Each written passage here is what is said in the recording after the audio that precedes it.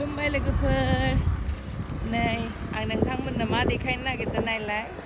बे बिफाङा बेसे समायना बे बोगोनविलियानि बिफां जा मोजां नायनो समायनाथार नायदो लोगोफोर बेसे मोजां नोंथांमोनाबो बिदि माल्टिपल ग्राफ्टेड माने फांसे बिफाङावनो आलादा आलादा कालार गासैखौबो गायनो मोजां मोनोबा नैबेबायदि बिफां गायनो हागोन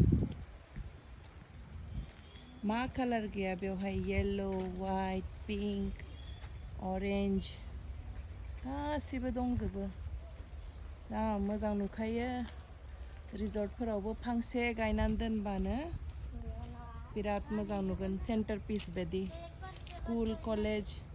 बिराद एट्रेक्टिभ नुगोन मोनसे सेन्टार पिसफोर बायदि साजायनाय जागोन नोंथांमोननो बिदि बिफां नांगौबा अर्डार प्लेस खालामनो हागोन